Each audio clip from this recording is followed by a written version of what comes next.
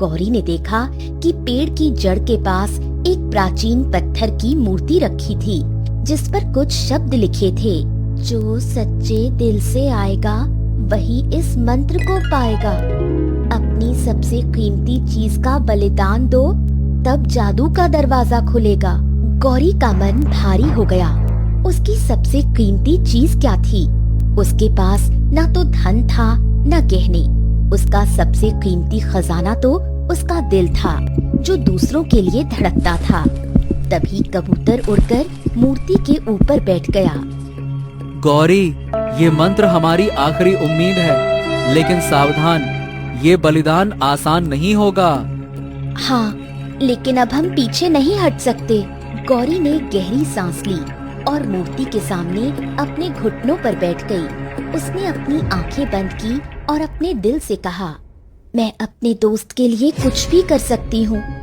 जैसे ही उसने ये सोचा, मूर्ति पत्थर में बदल गई और नीचे एक अभिमंत्रित तावीज पड़ा था।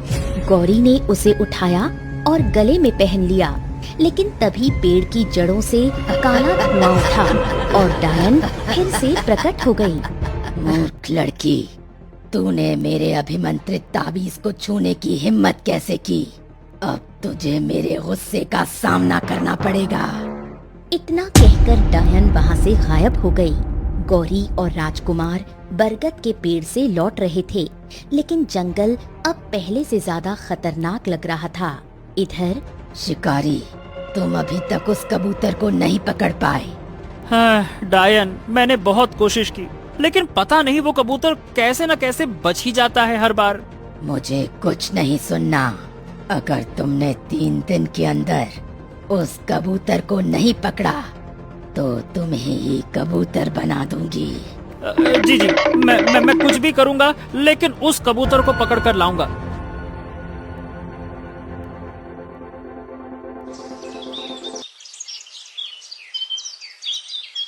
अरे रे रे रे, अब मैं क्या करूं? मुझे 3 दिन की मोहलत मिली है। मुझे कैसे भी करके उस कबूतर को पकड़ना ही होगा। जब वो ये बोल रहा था, तभी गौरी ने सुन लिया। हे भगवान, मुझे लगता है उस डायन ने उस शिकारी को मेरे पीछे भेजा है, ताकि हमें ढूंढ सके। हमें कहीं छिपना होगा।